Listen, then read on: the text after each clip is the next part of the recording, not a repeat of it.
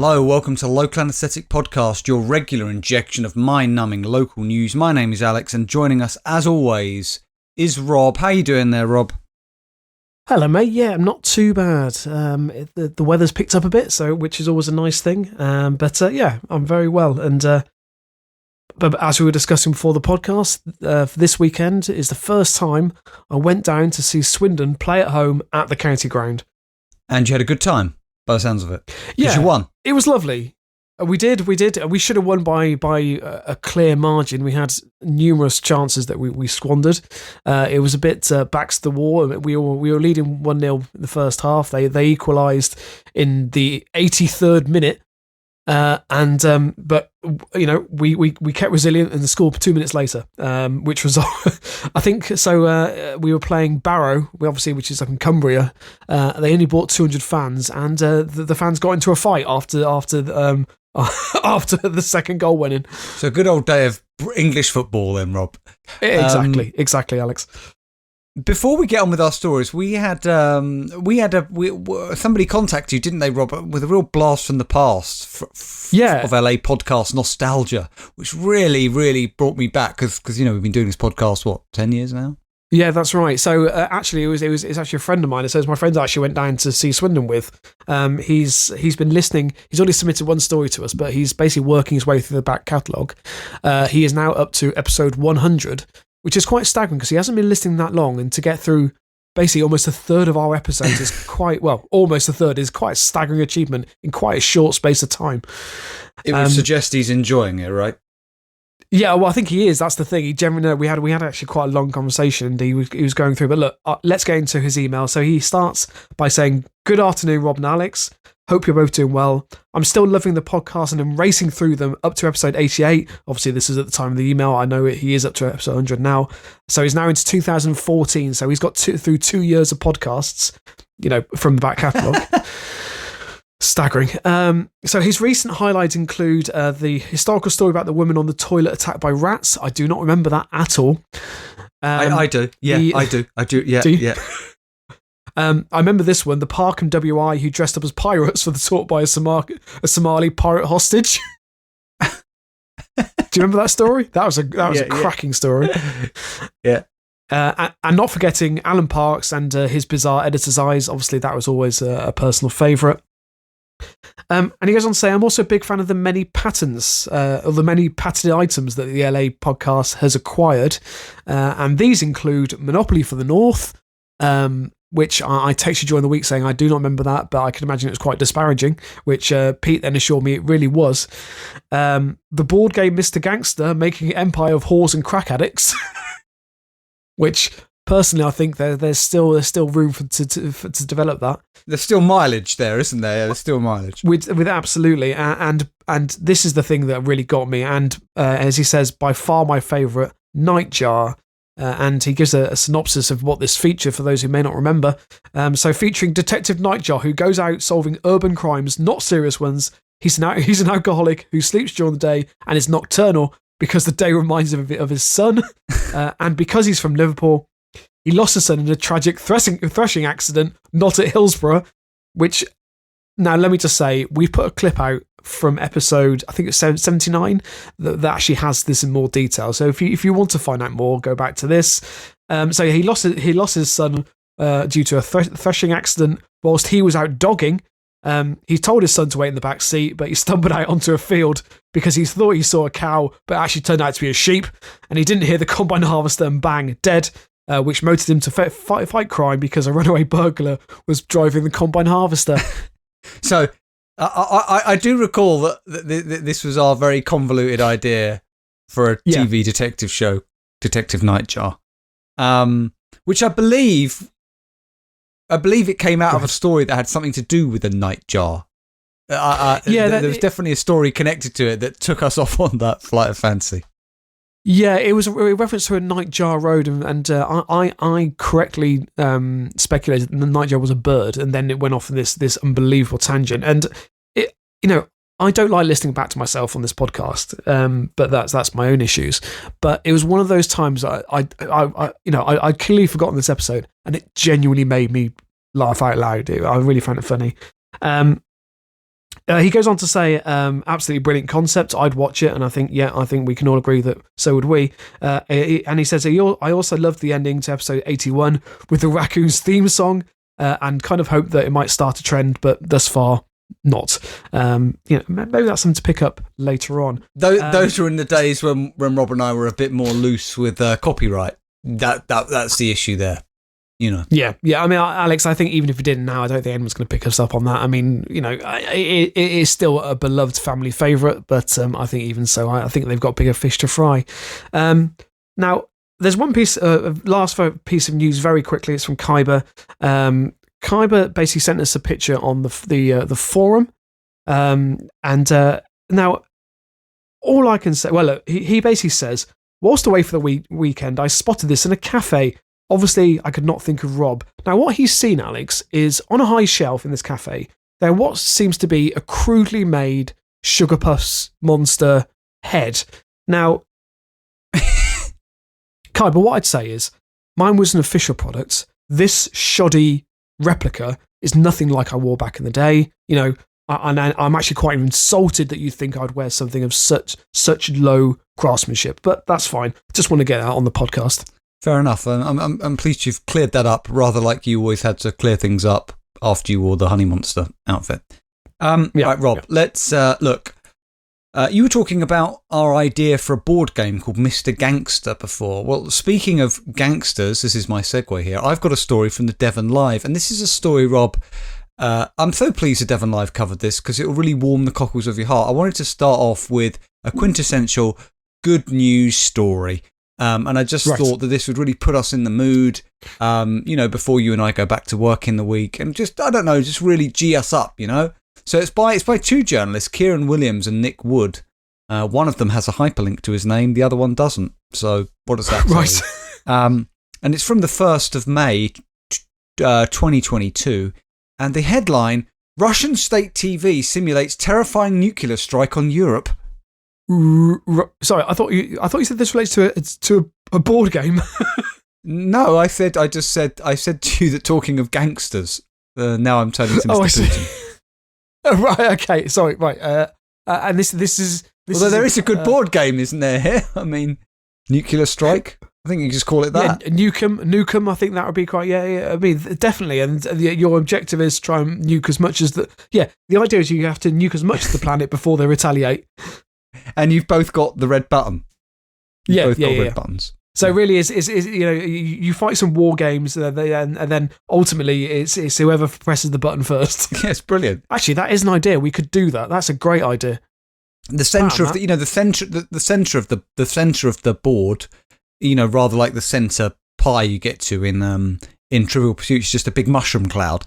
Yeah, exactly. So the idea is that you have to play out these tactics against your opposition, and as the tension mounts, basically is the one who breaks first and then just slams his hand on a red button, and then maybe some like I can imagine some like air raid warnings go off, and then maybe the board lights up, and then the mushroom cloud comes to life. Maybe it pops up or something. It's a great idea, Alex. We should definitely do that. Well, UK support for Ukraine has prompted Russian state TV to simulate a terrifying nuclear strike on Europe, declaring in a TV rant that there would be, in quotes, no survivors. The Mirror reports Vladimir Putin's supporters on TV recreated nuclear strikes on 3 European capitals, claiming the nukes would hit Paris, Berlin and London in around, Rob, 200 seconds. Sorry, 200 seconds? I mean... Is this cheering you up? No, because there is. Hang on, Rob. Before you worry, there is some good news for London in this, and I'll tell you what that is. Okay. Go on. Well, I mean, what I'd say is, Alex, I actually, what I was going to find really ironic is I actually have a genuine good news story at the end of this podcast as a listener story. So I thought, okay, we're going to bookend it with good news stories, which is something we rarely do on the podcast. And you're talking about nuclear Armageddon. Well, no. But this is a good news story because when we get towards the end of this story, you'll realise why, Rob. Anyway, in response to comments made by the UK's Armed Forces Minister in support of Ukrainian attacks on Russia, hosts on Channel 1's 60 Minutes programme claimed the nukes could strike European capitals less than 4 minutes after being launched. The terrifying claims about Russia's nukes were made on the popular TV show, which is one of the country's most watched. So think like, I don't know, Rob, The One Show, or, Good Morning Britain. Be that kind of thing, and we're simulating a nuclear strike on Russia. I mean, is it beyond the one show to have a segment on nuclear warheads? Maybe between Giles Brandreth talking about the latest West End show and gardening. It's a possibility, Alex. It's hosted by wife and husband Olga Skabavia and Evgeny Popov and guest Alexei Zurovlov. I'm really sorry, anybody who's Russian listening. They said one sum-up missile, and that's it. The British Isles are no more. Skabieva pointed out that the UK had nuclear weapons as well, and, in quotes, no one will survive this war. The show then unveiled a map showing how the missiles could be launched from Kaliningrad, the Russian enclave between Poland, Lithuania, and the Baltic Sea. It is claimed... Right, so Rob, here's the good news, right? Because this is why I'm reading it out. Berlin could be destroyed in a nuclear strike in 106 seconds. Right. Paris in 200. But this is the good news of the day, Rob. London, it's 202 seconds. It would take the longest, Rob, to destroy us. You get that much more time. If you're in Berlin, it's 106 seconds. And so, you're getting 100 odd seconds. What is it? Like 98 extra seconds, I think it is, if you live in London, to, say goodbye to your loved ones, have a quick hand shandy, and, make peace with the world. This is good news, Rob. So I wanted to ask you, Rob, Russia launched their nuclear warheads. The British Isles are going to be no more. You have 202 seconds. What do you do? I mean, Alex, you obviously, I would obviously kiss Lyra, embrace her, go and maybe, I can't say that. Embrace Sarah as well. Maybe something more, you may as well in do 202 seconds. Really? 202 seconds, Alex. That's the best part of a couple of minutes. 202 seconds. What's that? 3 minutes? Yeah. So 108 seconds is 3 minutes, Alex. You could do a fair bit in that time. You wouldn't cower underneath the couch or bed or somewhere else. No, and where's the fun in that, Alex? No point waiting for the bomb to drop. You need to make the most of life in those seconds. Maybe, I don't know, run down to the local Waitrose and start drinking dry directly off the shelves. Do whatever you can, Alex. You really need to make the most of life. Right, I see. Okay. What would you do? Try and quickly cobble together some kind of will. That kind of thing. Alex, I don't think there's any need to put a will together. Your possessions will be. I hate to say it, worthless. Yeah, but not even. I think destroyed, Alex. They'll be radiated. I think I'd knock out a quick text to you and say, do you think we should, do a final episode of LA? And I would say yes. I'll be ready in 3 minutes.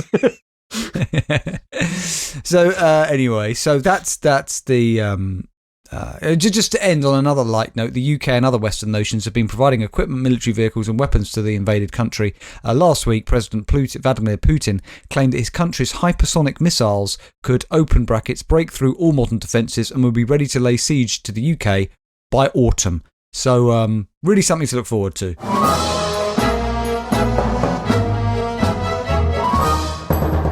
Let's stay in Wales, Rob.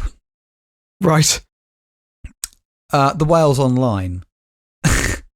This is by Charlotte Penketh King and Erin Santillo. And again, only one of those people have a hyperlink on their name, and I don't understand why. Headline, published 25th of April 2022. The headline is Woman Marries Pet Cat in Bid to Stop Landlord Separating Them. Sarah mentioned the story to me, and do you know what? It sounded really intriguing, and then I forgot to actually go and look at the article up. So I'm delighted you're featuring on the podcast because I haven't read the story. So yeah, there you go. A woman has married her pet cat in a bid to stop future landlords from separating them. Deborah Hodge, 49, claims she has previously been forced to rehome 3 animals by landlords who did not allow pets in their properties. Now, something just stands out to me there, Rob. Does it stand out to you? Well, the first thing I'd say is obviously that's not legally binding. You can't marry a pet in the UK. You can't marry an animal. So I get the impression that she's just wanted to do this, Alex. I don't think anything to... And also, I mean, the more obvious question is, why does she keep getting evicted? Well, no, it's not that. It's, yeah, that, but if you move into a place and your contract says you're not allowed pets, why do you keep buying cats and putting them in them and then now you've been forced to rehome them? You haven't been forced to rehome them. It was your choice. You decided to get a pet when you weren't allowed it. Why did you keep doing that? Why didn't you your tenancy? Yeah, and why didn't you get a tenancy where you were allowed pets? Yeah, it's a good question. yeah, very true. Now facing eviction and terrified of losing 5-year-old India, it's the name of the cat, I assume, Deborah from Sidcup, South East London, held a civil ceremony on April the 19th to tie the knot. The single mother of 2 hopes her commitment will show future landlords just how important it is for her that they stay together. Now, Rob, before we continue in with this intriguing story, where the details are fantastic, of course, for anybody who doesn't know this, Rob used to be, I think we can say this now, can't we, Rob? You used to be a registrar, would you believe? You have married I think we said it many people. times before, Alex. I have. Yeah, but somebody who's just started listening today, Rob, wouldn't know. Okay, fair enough, yeah. That's my point. But could you have married a woman and a cat in a civil ceremony for a small bribe? No. And did you? Still no. No, Alex, Rob was beyond reproach. Yeah, absolutely. When I was a police officer, the amount of bribes I was getting offered on an almost daily basis was quite incredible. But no, I mean, I am, as you rightly say, Alex, I have a very high moral bar, and I am beyond reproach. And despite the money that I was offered, I could never be brought. But no, Alex, there is nothing in UK law that says you were. I mean, so God, no, I mean, Alex, I don't know. Where has she gone to do this? Sorry, did you say this is in Wales? Yes. Yeah. Whereas right, obviously these things are a bit more typical. End of story. I think 50% of men in Wales are married to their sheep, so I think it's fine. Yeah, I think in Wales, animal husbandry means a very different thing. Right, look. So she said, I had nothing to lose and everything to gain, so I married my cat. I recited vows under the universe that no man will ever tear myself and India apart. I set out my intention that I would never be separated from the animal I adore. I can't be without India. She is truly a sensation. She is so friendly and amazing. She is fundamentally the most important thing in my life after my children, which is good clarification. Right. Sorry, Alex, can I just say again, she didn't do this because of a tenancy. She did this because she wanted to do this. And also, it sounds like she did this by herself. It doesn't seem like there was any sort of official body there. It sounds like she's just had what she deems as a civil ceremony and then, has declared that it's legally binding. Yeah, under the universe, Rob. By marrying India, I need any future landlords to know that we come as a package and we cannot be separated under any circumstances, as she is important to me as the children. So she has just backtracked there, Rob. She said a moment ago that she is the most important thing in her life after her children, but here she says no, her cat is important to her as her children, which is quite a claim. I refuse to be parted with her. I'd rather live on the streets than be without her. While living in a previous property, Deborah claims she was forced to give up her 2 huskies, Siri and Starshine, after her landlord threatened her with eviction if she kept them. She said she was also left with no choice but to pass on her cat, Jamal, when she moved into her current home 5 years ago. So she keeps moving into homes where she's not allowed pets. This woman is odd. She said, it absolutely broke my heart. Your pets become part of your family. It was just absolutely devastating to keep having to say goodbye to them. Desperately missing her pets, Deborah successfully begged her landlord to allow her to get another cat in 2017. So this is where the plot thickens, Rob. Right. Black and white Moggy, India, joined Deborah and her 2 children and quickly became a key member of the family.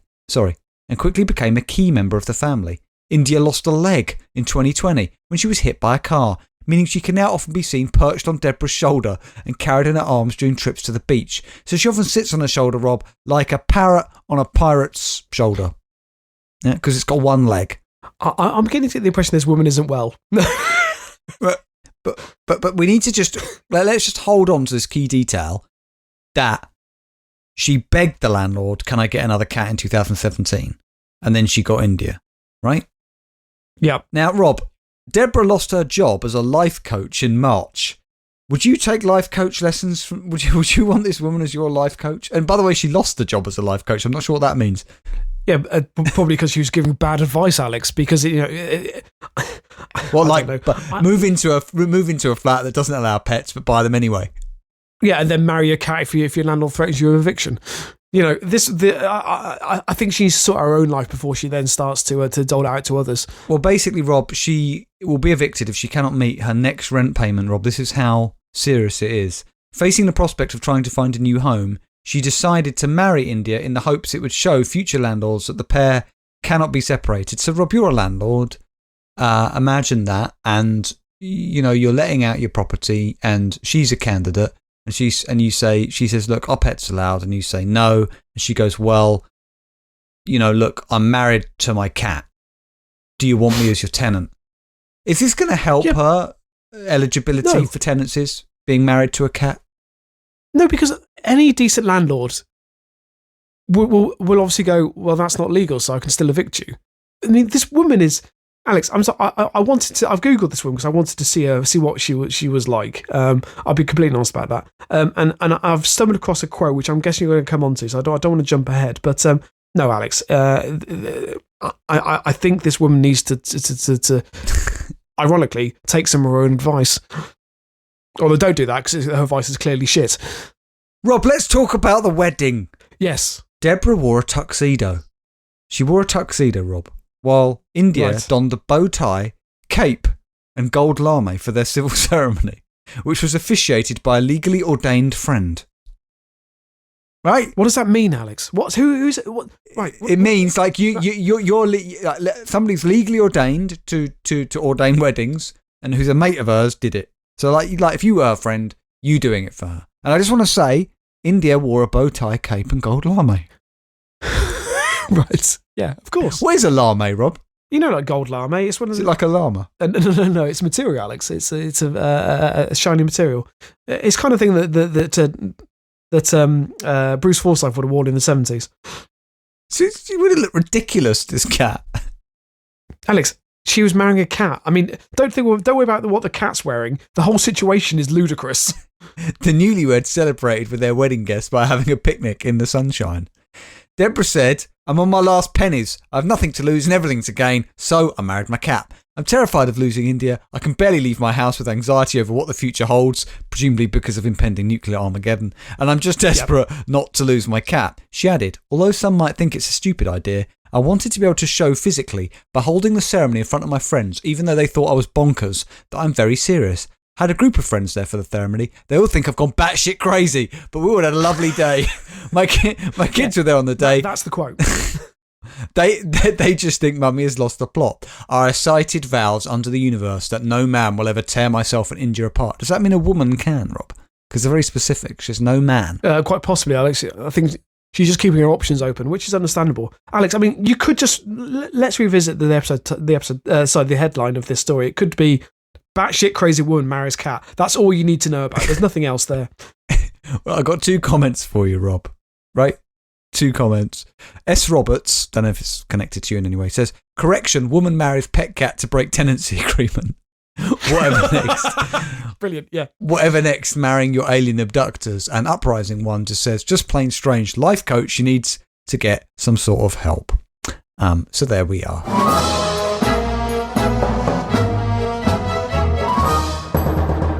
Okay, Rob, you got some stories for us there. Yes, my first story is from the BBC News. Now, it is slightly behind the times because I meant to feature it the other week and entirely forgot. So this is from, as I said, BBC News. It's from the 17th of April. It is an Easter-related story, although indirectly, I would say. There's no journalist listed, as there never is on the BBC website, I don't think. But the headline is... Snowdonia mountain path covered in human feces. Whoa.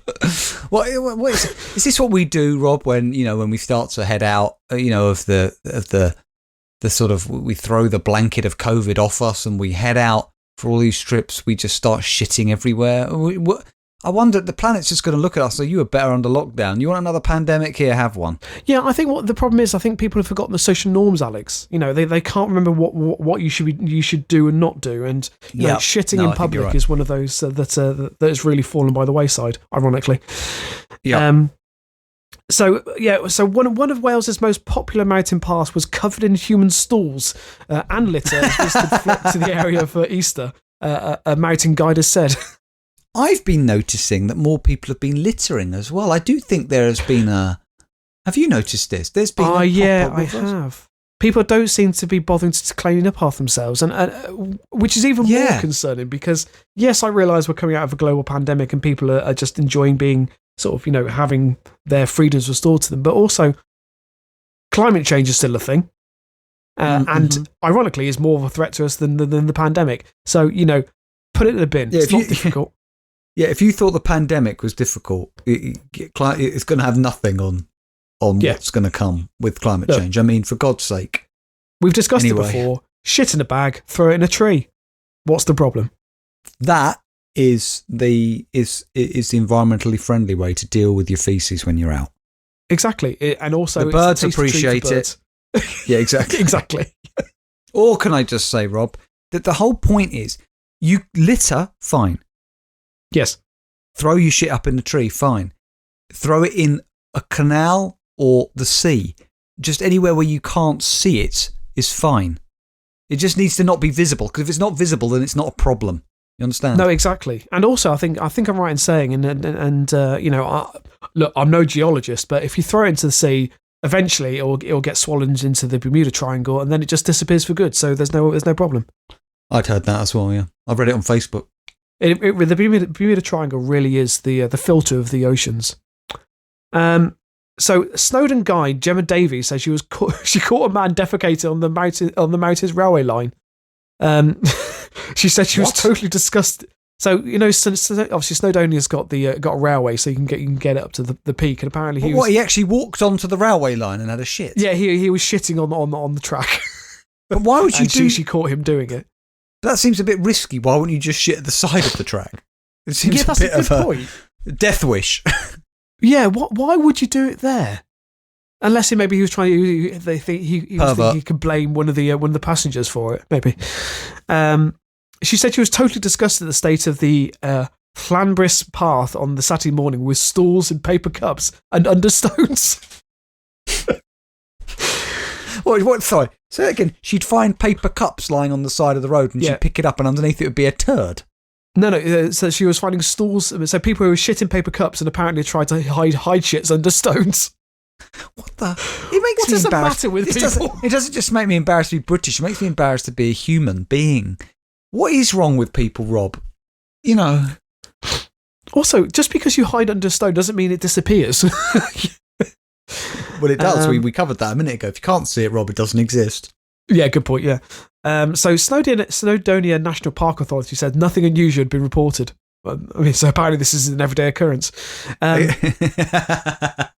So with Wales' temperature higher than in Greece and Turkey and south of Italy, visitors flock to beaches and national parks across Wales. Mrs. Davis, who led a sunrise hike at Wales' highest mountain on Saturday, said the problem was so bad she was having to warn the people to mind the poo. She said the toilets at the summit were closed along with a cafe, and there were no toilets at the bottom. So I think that might be one of the people. After the 7-hour hike. Right. Alex. Well, that makes more sense, doesn't it? Yeah, and I would say then that if you're not going to provide public conveniences, people are going to have nowhere to go. Yes, I agree. I think the Snowdonia National Park Authority has to take some responsibility for this, because if they know it's going to be good weather and people are going to flock to your location, but you've made a decision not to open the cafe or the toilets, then you have to bear some of that blame, surely. So, Rob, why don't you? I mean, I'm surprised nobody's done it, but why don't you and me invent and patent a thing for just this type of scenario? We could call it the poo pouch. Something you carry around with you that you can. I mean, it must be something like it. I mean, you have it for sort of dogs if you like, but Alex, if you do a shit, you can. You're talking about a nappy. No, Rob. I mean that you shit on the floor just like with a dog, right? And then you scoop it up, but you keep it in. I don't know. It's almost like a foil-lined bag. Nothing can penetrate it, And then you carry it around. You just stick it in your rucksack, but you don't worry about it. And then you empty it in the loo when you get home. The problem is solved, Rob. So, would this be single use only, or could you get one that you could potentially use more than once? No, you put it in the dishwasher afterwards, cleans it right up. Right. So she goes on to say, so I caught a guy going to the toilet on the railway line, said Mrs. Davis. He quickly pulled down his pants and tried to make a quick getaway. I'm guessing he pulled his pants up first. But I had already seen it. My group had already seen it. And we had to walk past it. I mean, that's lovely. So not only did she spot it, but obviously the group of people that she was leading the hike with also caught the man shitting on the railway. To be fair, though, if you've gone to Snowdonia and you're doing a 7-hour hike and there are no toilets, this is going to happen. I mean, I don't think these are these people's fault. They've got to go somewhere. Yeah, I agree. I mean, why are the toilets closed? There's no reason for the toilets to still be closed, guys. There was never any reason for The idea, there was this ridiculous thing during COVID of, okay, let's close toilets. Well, what's that got to do with it? Yeah, I mean, because you just think, I understand that they need to impose social distancing, but you could still have maybe one toilet open at a time. And then, yes, I realise in maybe more rural places that may be difficult to clean, but then it's down to people to take personal responsibility. Mm-hmm. Which, as we've seen in the House of Parliament, doesn't always happen. But Alex, let's move on from that story. Rob, what a man chooses to do with his own phone in the Houses of Parliament is between him and God, Rob, And we have no right in a liberal society to be saying what somebody can and can't do. I mean, there've been many, I'm sure, most people in workplaces, they might have been in a meeting, maybe even when you were officiating wedding ceremonies, that might just have a quick look at, some pornography. It's perfectly normal. Well, I'd have it playing in the background just to keep the children entertained. But apart from that, yeah. Have you heard the latest story, by the way, that came out this morning about what he may have been looking for? Because apparently he stumbled onto the wrong website. No, right. I thank you for reminding me. One of the things I really wanted to talk to you about, Rob, is it's made my year, Rob. It's made everything worthwhile. The fact that this man says, look, the first time was an accident. The second time was deliberate. He's come clean. He said that. He said the first time he stumbled across pornography while trying to look up websites to do with tractors. Yes, that's right. Yes. Now, that is an Alan Partridge-esque excuse if ever there was one. So what I wanted to ask you, Rob, we've all been in that place, right, where we put something into Google and we mistype it and something else comes up. What was he putting into Google that led from him going from looking for tractors to porn? I can't work out where there could have been any confusion. Have you seen the name of the tractor, Alex? Because that is relevant to the story. Oh God. I'm desperately going to try and find it. I don't know what to Google, Alex. What was it called? The Slut 6000? The tractor he was interested in. No, it is called, hang on a second. Please tell me it's in this article. Oh, here we go. Right, Rob, I've got it here. You got it? Was Tory porn MP Neil Parish searching for a Dominator combine harvester? So, Alex, that's what people are speculating. That's what people are speculating, though. But yeah, it's complete bullshit, isn't it? It might be Alex. I mean, also, it worries me that he may also be looking for a very, very niche sort of genre of porn. Maybe he's looking for farmer porn or combine harvester porn. Well, Rob, you say that. In my many publications, the tractor porn is a thing, Rob. I don't doubt you for a second, Alex. Look, let's move away from seedy side of things onto this story, which is from the Norwich Evening News by Ben Hardy from the 30th of April. Man who built sauna on allotment says it's now just a shed. Man who built sauna on allotment? Yeah. Sauna, sorry. Like where you double take there. He built a sauna on an allotment. Yes. Right. Okay. I love it personally. I think if anywhere to build an allotment, I think a sauna is an allotment is an ideal place because it's peaceful, it's relaxing. So why wouldn't you build a sauna there? So an allotment holder is insisting the sauna he built on his plot is now being used for just a shed. So neighbouring allotment holders were baffled to see a wooden sauna constructed in the Valpy Avenue allotments in Mile Cross last autumn. So this is in Norwich. The sauna came complete with a wood-burning stove and cushions for the benches, with half a dozen men spotted wandering in and out of an evening. Now, Alex, I'm concerned. Is this a gay bathhouse? On an allotment with half a dozen men spotted wandering in and out of an evening. What else can it be? Where is this? This is in Norwich. Yeah, what else can it be? Yeah. Again, it's nothing. Not do it on your own private. But an allotment is more of a shared space, isn't it? Everybody can. It's just about respect for other people. This, Rob. It's not what an allotment's for. An allotment is for growing carrots and other things. You don't want half-naked men walking around your carrots and then your cabbages, Alex. It's not the done thing. So bemused gardeners tended to their fruit and veg crushed in the facility, complete with a chimney, was allowed. Now the sauna owner, who did not wish to be named, said the town council told him to remove the chimney and no longer let off steam with friends and family in the allotment. The 36-year-old man, who has 2 daughters, said, "It is now just a shed." Alex, first of all, why does it feel the need to mention the fact he has 2 daughters? Completely irrelevant to the story whatsoever. And also, the council told him to remove the chimney and no longer let off steam. Does that mean that technically, if he removed the chimney, he could still have a sauna in there? Well, no, because steam would emit. You're not allowed. No steam can emit from that shed, whatever it is he's calling it. Yeah, okay. So the man in question said, "It is now just a shed. We are planting strawberries, cucumbers, tomatoes, onions, and garlic instead." Is that slang for something? Could well be. And just planting a cucumber. We are not using the sauna anymore. Planting the cucumber, exactly. Who's we? The council told me to get rid of the chimney, and I can't do that as it's not in the allotment rules. Oh, and that I can't do that. It's not in the allotment rules. Obviously, who thought you could? Who thought you could build a sauna in an allotment? Good point. Good point. It's one of those things, I think, unless it categorically says it in the rules of the allotment, I think he's just gone to town. But because all it says by the sound of it is you can't have a chimney. So technically you could have a sauna, but you need to find a different way to ventilate it. So the owner, who's been on the allotment for around 4 years, disputed claim from neighbours that the sauna was being used for parties during the night. He would not allow the evening use to see inside the shed. Which again makes me think it is absolutely still a sauna.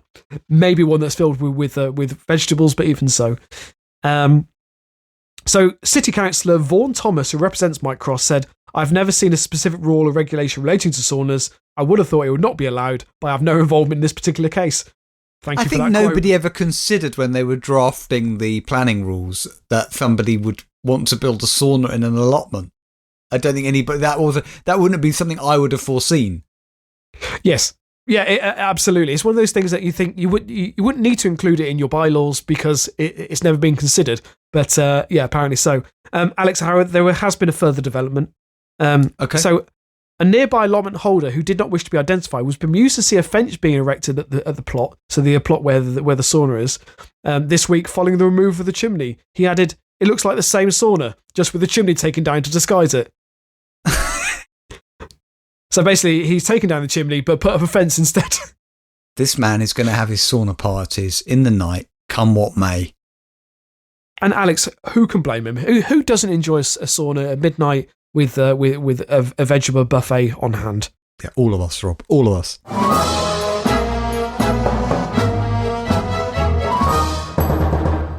Okay, Rob, before we get to the listener story of the week, I've got a story here from Variety. Right. It's by Zach Scharf from April the 28th. The headline, Rob, Alan Cumming, the actor, right, offering $10,000 reward for any information on missing chimpanzee co-star, in brackets, exclusive.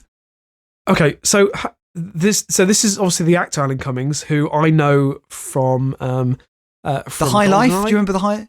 Do you remember The High Life? The comedy show. The comedy, the really bad airline-based comedy. Of course, he was also had a part in Eyes Wide Shut, of course, as the hotel concierge. Do you remember that? I genuinely forgotten that. Also, Alex, there was a Christmas special that I absolutely loved as a child when I first saw it, which was called Bernard and the Genie, which basically starred him in the role of, technically Aladdin, but he's not called Aladdin.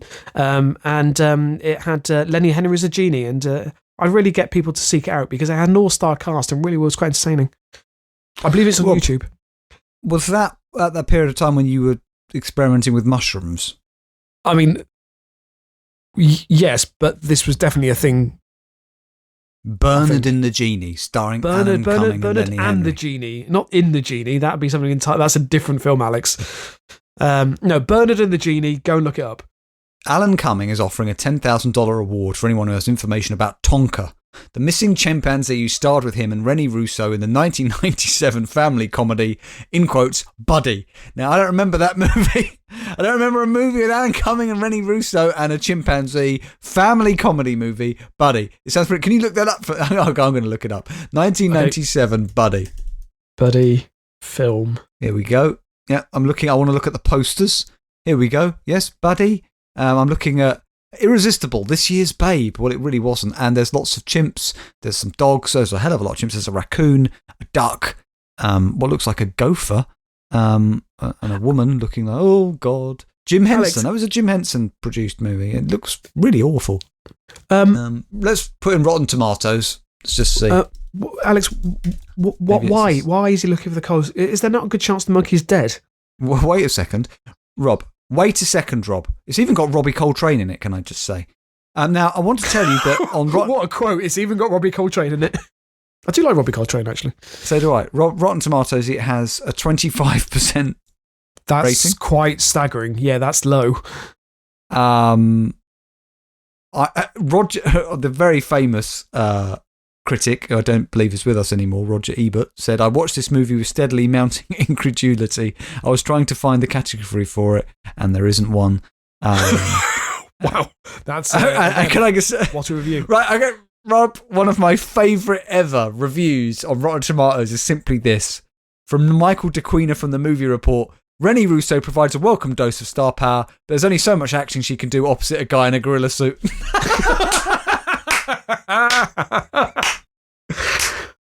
Sorry, hang on. What a line. So this wasn't actually...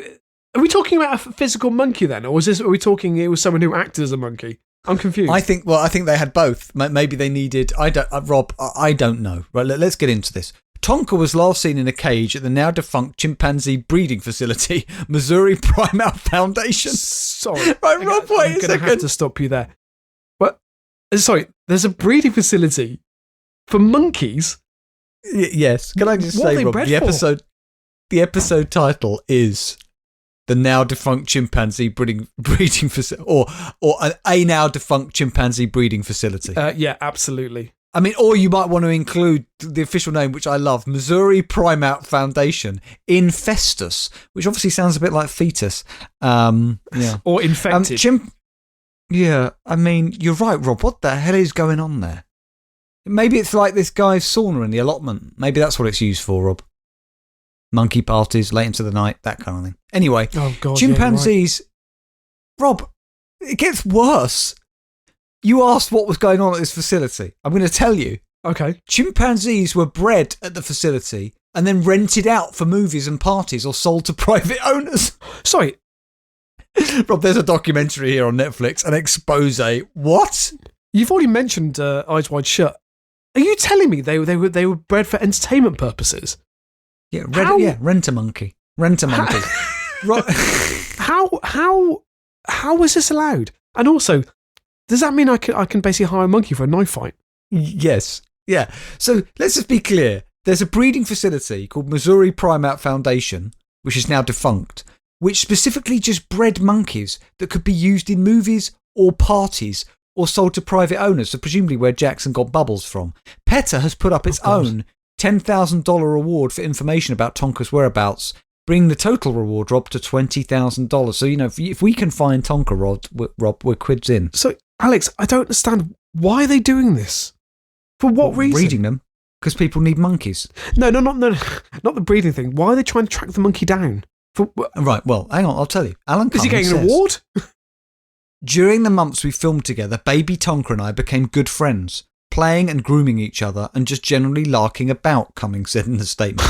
It's horrible to think he might be in a cage in a dark basement somewhere or have met some other fate. So I'm appealing to whoever knows what has become of him to please come forward and claim the reward. He could be a sex monkey by now, Rob. Can I just say, his life started off in a breeding facility in Missouri where he's being bred to be a star. I mean, I just... So, Alex, I've got so many questions. First of all, is Alan Cummings okay? Why is he trying to track down a monkey that he's obviously formed a bond with? PETA originally sued the Missouri Primate Foundation over the chimpanzees' living conditions, noting that animals, in quotes, had been warehoused in often filthy, virtually barren enclosures. The animal rights group got permission to move Tonka and 6 other chimpanzees to an accredited sanctuary, but Tonka was missing when PETA arrived to make the transfer in July 2021. So let's be, Rob, there's a documentary on Netflix about this, surely. There has to be made. Missouri Primate Foundation.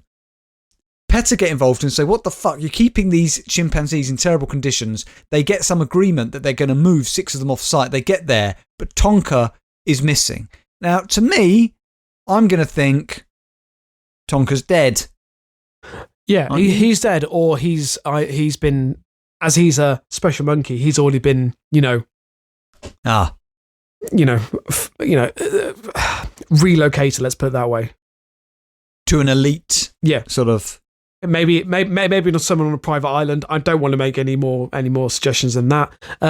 I do wonder, when you were talking about that, Alex, I did wonder whether they stormed this facility and just found, obviously in Clockwork Orange, where Alex is being re-educated, shall we say, and he's forced, his eyes is wide open, and so I can just imagine this just like a cinema room full of these devices and just bombarding monkeys with entertainment specials from the early 80s. Yeah, or making them watch the raccoons, for example. I mean, but Alex, that would be an enjoyable experience, if anything. I can't imagine the family fortune would have been. According to PETA, the owner of this facility claimed that Tonka had died, in quotes, but various stories that didn't add up and failed to prove that this was the case. She had previously stated that PETA would never get him. So this owner said, you're never going to get hold of, what's his name again? Tonka.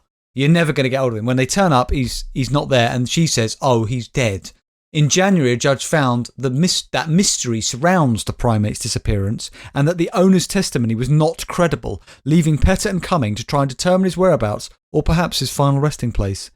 If you know where Cumming's former co-star may have been shipped, sold or hidden away, PETA wants to hear from you. PETA Foundation Deputy General Counsel for Captive Animal Law Enforcement, Brittany Peach said. What a job title. If he's still alive, Tonka deserves to live out the rest of his days surrounded by chimpanzee friends at a lush sanctuary as ordered by the court, and someone out there might be able to help PETA get him there. Written and directed by Carolyn Thompson, based on a story from Thompson and author William Joyce, Buddy stars Russo as animal lover and a millionaire who decides to bring home a gorilla named Buddy to live in her home and among her family. The film also starred Harry Potter actor Robbie Coltrane. Anyone with information should call PETA at 757-622-PETA or submit their tips to peta.org/Tonka. Throughout that last few lines of the article, I've just been imagining myself at a dinner party. One of those where, you know a few people there and you're making awkward small talk with people about what they do for a job, and you just happen to come across this owner of this monkey institute. And you're saying to her, oh, so what is it you do? And she goes, oh, I raise battery monkeys for the entertainment industry. And that's the kind of point where you actually think, I need to end this conversation. And you just say to her, I need to get a drink. I'll be back very shortly. And then you just leave the room and then leave the house and then set yourself on fire. Didn't people used to sing about Bubbles the monkey? I'm forever blowing bubbles. I think they did. I really hope not. Yeah. Did he ever go to a West Ham match? Yeah, I don't know.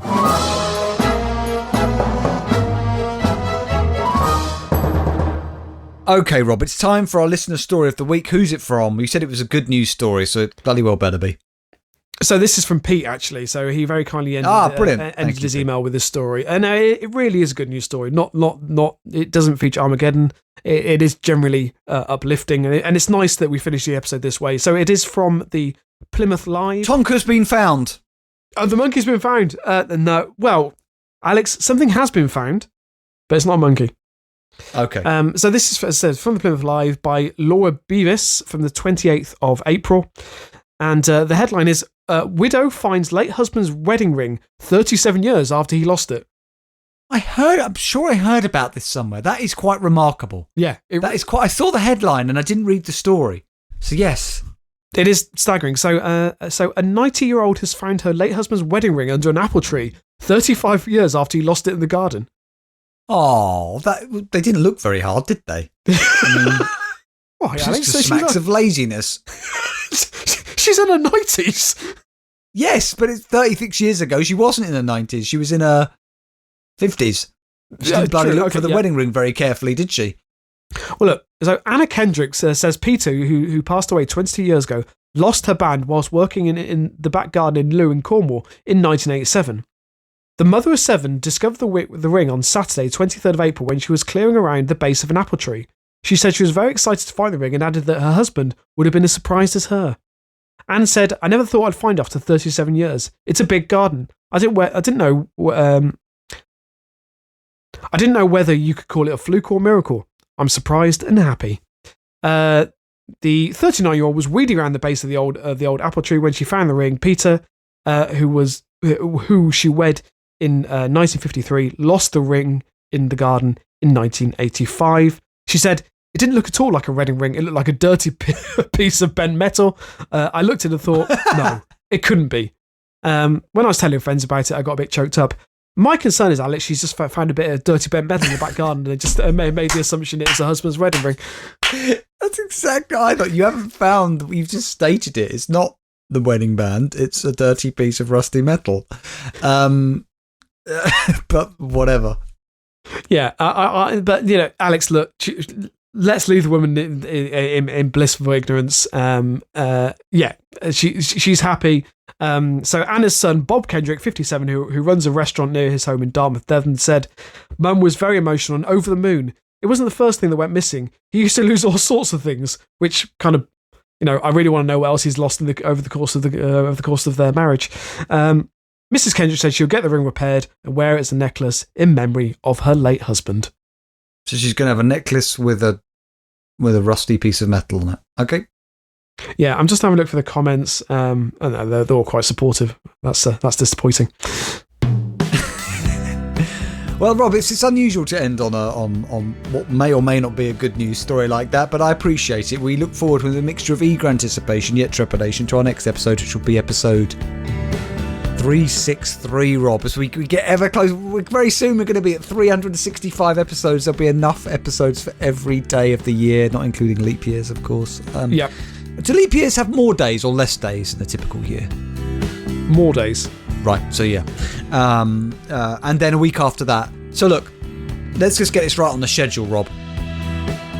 If you're listening to this episode now, the next episode after this is going to be our Patreon episode, which will be number 23 of our LA podcast, an extra jab Patreon episodes. If you want to hear those, you go to patreon.com, patreon.com/LA Extra. Is that right, Rob?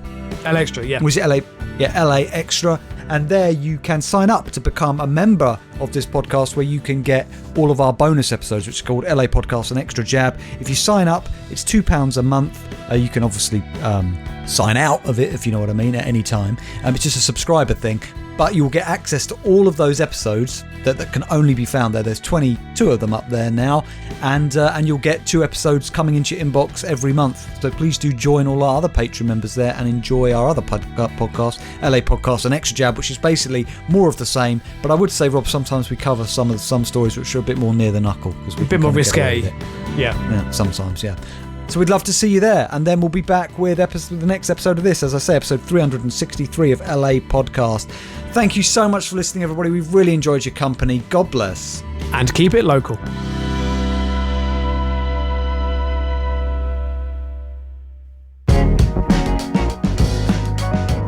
Local Anaesthetic Podcast is now on Patreon, so sign up now to receive exclusive LA Podcast and Extra Jab bonus episodes to your inbox every month. These can't be found anywhere else, and if you want to hear them, go to patreon.com/LA Podcast Extra.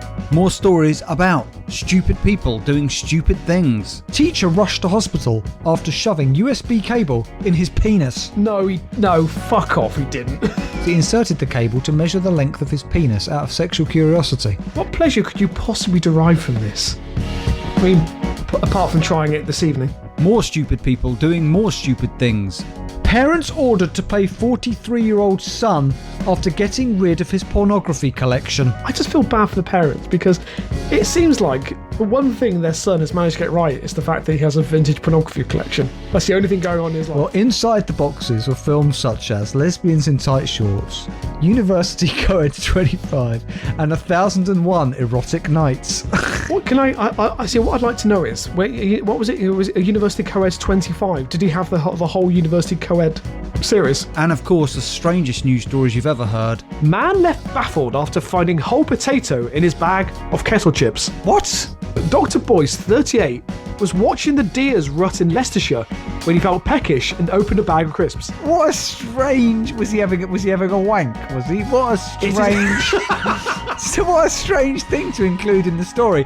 So the journalists went over there. They're like, tell us what happened. He goes, well, I was watching some deers have sex out of my window.